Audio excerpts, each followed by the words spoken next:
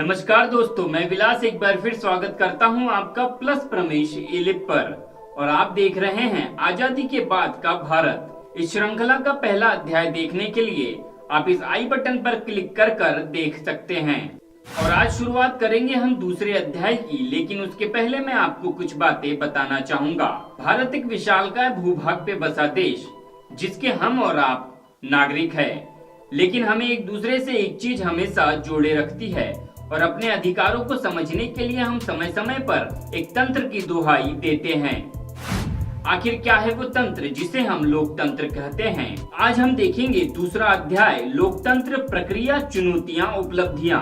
तो बने रहे मेरे साथ इस वीडियो के अंत तक। लोकतंत्र का अर्थ एक ऐसी जीवन पद्धति जिसमें स्वतंत्रता, समता और बंधुता समाज जीवन के मूल सिद्धांत होते हैं। लेकिन अगर माना जाए तो लोकतंत्र अपनी महंगी और समय बर्बाद करने वाली खूबियों के साथ सिर्फ भ्रमित करने का एक तरीका भर है, जिससे जनता को विश्वास दिलाया जाता है कि वह ही शासक है, जबकि वास्तविक सत्ता कुछ गिने चुने लोगों के हाथों में होती है। लोकतंत्र की व्यापकता को इंगित करने के लिए पर्याप्त है कि लोकतंत्र शब्द राजनीतिक शब्दावली के सर्वाधिक इस्तेमाल किए जाने वाले शब्दों में से एक है। यह महत्वपूर्ण अवधारणा है जो अपनी बहुआयामी अर्थों के कारण समाज और मनुष्य के जीवन के बहुत से सिद्धांतों को प्रभावित भी करता है। लोकतंत्र शब्द का अंग्रेजी पर्याय डेमोक्रेसी, जिसकी उत्पत्ति ग्रीक मूल शब्द डेमोस से हुई है। डेमोस का अर्थ होता है जनसाधारण, और इस शब्द में क्रेसी शब्द जोड़ा गया, जिसका अर्थ शासन होता है। जैसा कि राजनीतिक वैज्ञानिक सैमुअल हंटिंगटन इस संदर्भ में भारत को नाटकीय अपवाद कहा है।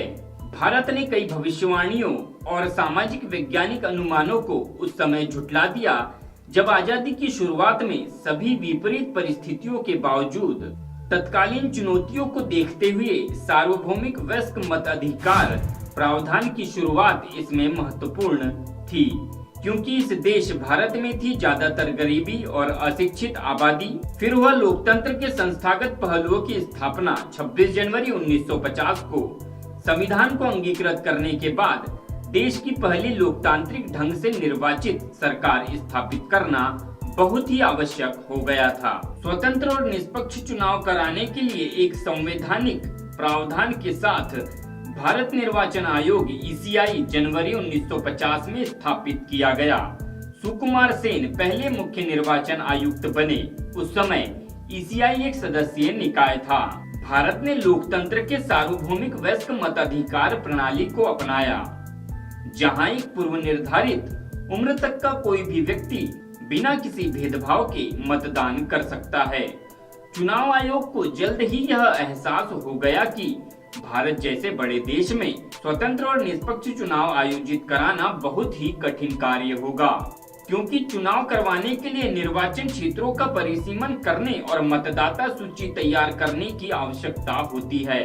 तब लगभग 40 लाख महिलाओं ने स्वयं का पंजीकरण अपने नाम के बजाय किसी की पत्नी या किसी की बेटी के रूप में करा लिया।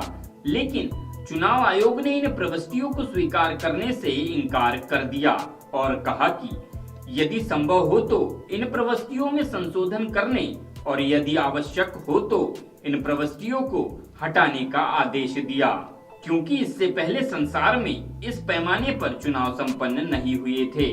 उस समय 17 करोड़ योग्य मतदाता थे, जिन्हें लोकसभा की 489 सांसदों और राज्य विधानसभाओं के 3200 यानी कि 3200 विधायक चुनने थे। इन योग्य मतदाता में से केवल 15% ही साक्षर थे। इसलिए चुनाव आयोग ने वोटिंग की कुछ विशेष विधियां अपनाई, जैसे उम्मीदवारों को प्रतीकों द्वारा पहचाना जाना। पहले आम चुनाव में फैसला किया गया कि हर एक मतदान केंद्र पर प्रत्येक उम्मीदवार के लिए एक मतपेटी रखी जाएगी और मतपेटी पर उम्मीदवार का चुनाव चिन्ह अंकित होगा। उसमें प्रत्येक मतदाता को एक खाली मतपत्र दिया जाएगा, जिसे वो अपने पसंद के उम्मीदवार की मतपेटी में डालेगा। लेकिन शुरुआती 2 चुनाव के बाद यह तरीका बदल दिया गया। अब मतपत्र पर हर उम्मीदवार का नाम और चुनाव चिन्ह अंकित किया जाने लगा। और मतदाता को उस मतपत्र पर उम्मीदवार के नाम पर मुहर लगानी होती थी।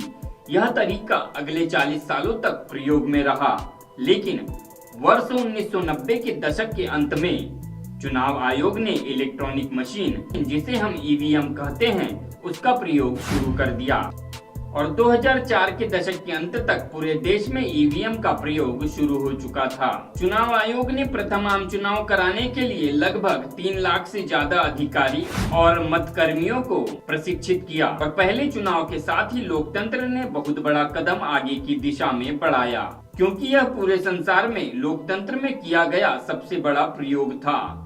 लेकिन बहुत से लोग भारत जैसी जाति से बंधे हुए बहुधार्मिक, अशिक्षित और पिछड़े समाज में लोकतांत्रिक चुनाव कराने के बारे में संदेहग्रस्त भी थे, क्योंकि फर्स्ट पास्ट द पोस्ट यानी कि इस प्रणाली में जो उम्मीदवार सबसे ज्यादा मत प्राप्त करता है वही निर्वाचित घोषित किया जाता है। पहला चुनाव 25 अक्टूबर 1951 से 21 फरवरी 1952 तक लगभग 4 महीने में संपन्न हुआ। बाद के चुनावों में यह अवधि कम होकर 1957 में 19 दिन और उसके पश्चात 7 से 10 दिन तक हो गई। नई राजनीति के प्रति लोगों की प्रतिक्रिया जबरदस्त थी। उन्होंने इस बात के पर्याप्त ज्ञान के साथ चुनाव में भाग लिया कि उनका वोट एक सम्मानित अधिकार था। स्वतंत्र भारत में देश के पहले आम चुनाव और राज्य विधानसभा चुनावों में भाग लेने वाले भारतीय राष्ट्रीय कांग्रेस से लेकर सोशलिस्ट पार्टी, किसान मजदूर प्रजा पार्टी, कम्युनिस्ट और सहयोगी जन संघ हिंदू महासभा, अन्य स्थानीय दल और निर्दलीयों तक कई राजनीतिक दल थे।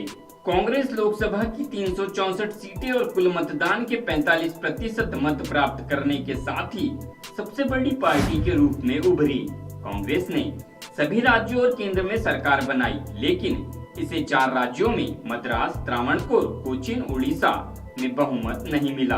परंतु निर्दलीय और छोटे स्थानीय दलों की सहायता से कांग्रेस ने वहां भी सरकारें बनाई। लेकिन 1952 के बाद नेहरू के काल में 1957 और 1962 में लोकसभा और राज्य विधानसभाओं के लिए 2 अन्य आम चुनाव हुए। मतदान 1957 में 47% से बढ़कर 1962 में 54% हो गया। दोनों चुनावों में कांग्रेस फिर से सबसे बड़ी पार्टी के रूप में उभरी और केंद्र और राज्य स्तरों पर सरकारें बनाई। इसके बावजूद कम्युनिस्ट पार्टी 1957 में कहीं भी पहली लोकतांत्रिक ढंग से निर्वाचित कम्युनिस्ट सरकार थी। चुनाव का निष्पक्ष और शांतिपूर्ण संचालन एक संकेत था कि राष्ट्रीय आंदोलन की विरासत के रूप में लोकतांत्रिक व्यवस्था और संस्थान आकार लेना शुरू कर रहे थे। चुनावों का सफल संचालन विदेशों में, विशेष रूप से पूर्व औपनिवेशिक देशों में भारत और नेहरू की प्रशंसा के कारणों में से एक था और इसी भारत में पिछले 71 सालों में देश ने प्रगति की है, काफी विकास भी किया है। देशवासियों का जीवन स्तर पहले से बेहतर हुआ। सभी धर्मों, जातियों और वर्गों के लोग एक ही समाज में एक साथ रहते हैं। कृषि, औद्योगिक विकास, शिक्षा, चिकित्सा, अंतरिक्ष विज्ञान जैसे कई क्षेत्रों में भारत ने कामयाबी भी हासिल की है। मैं आपको बता दूं कि अर्थव्यवस्था के मामले में हम दुनिया की 6ठी बड़ी शक्ति है। किसी लोकतंत्र की सफलता को आंकने के लिए यह पर्याप्त नहीं होगा। इसमें कोई शक नहीं कि देश का विकास तो हुआ है, लेकिन देखना यह भी होगा कि विकास किन वर्गों का हुआ। सामाजिक समरसता के धरातल पर विकास का यह दावा कितना सटीक बैठता है। दरअसल किसी लोकतंत्र की सफलता इस बात पर निर्भर करती है कि सरकार ने गरीबी, निरक्षरता, सांप्रदायिकता, लैंगिक भेदभाव और जातिवाद को किस हद तक समाप्त किया है।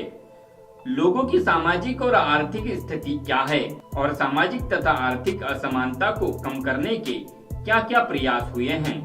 लोकतंत्र की कामयाबी के लिए जरूरी है कि सरकार अपने निहित स्वार्थों से ऊपर उठकर जनता की आकांक्षाओं को पूरा करने की कोशिश करे। विकास के तमाम दावों के बावजूद देश में गरीबी, भूखमरी, बेरोजगारी आदि बेहद गंभीर समस्याएं हैं। आजादी के 71 सालों बाद भी करोड़ों लोग दयनीय जीवन जीने को मजबूर है।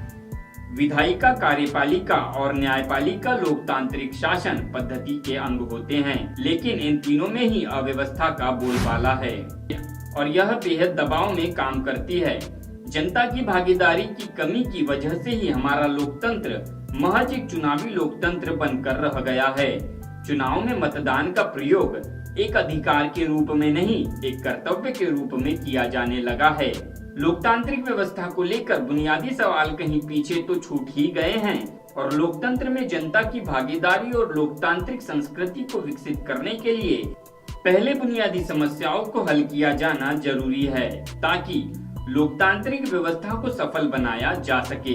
तो यह था आजादी के बाद के भारत का दूसरा अध्याय, लोकतंत्र, प्रक्रिया, चुनौतियां और उपलब्धियां। वीडियो पसंद आया हो तो इसे लाइक करके हमें जरूर बताएं और कमेंट करें कि आप और किस विषय पर वीडियो देखना चाहते हैं। इस श्रृंखला को ज्यादा से ज्यादा लोगों तक शेयर करें ताकि वो भी आजादी के बाद के भारत के बारे में जान पाए। हम इसके तीसरे अध्याय में जानेंगे आर्थिक विकास एवं नियोजन। तो बने रहिए हमारे साथ, कीजिए प्लस प्रमेश ई-लिप को अभी सब्सक्राइब। हम मिलेंगे फिर बहुत जल्द, तब तक के लिए जय हिंद, वंदे मातरम। अच्छी बात बोली, आपको अच्छी लगी तो ऐसे थोड़ा मार दीजिए हाथ, आप थोड़ा सा मार दीजिए, एक बार मार दीजिए। क्यों कष्ट हो रहा है आपको? अगर अच्छी लगी मार दीजिए।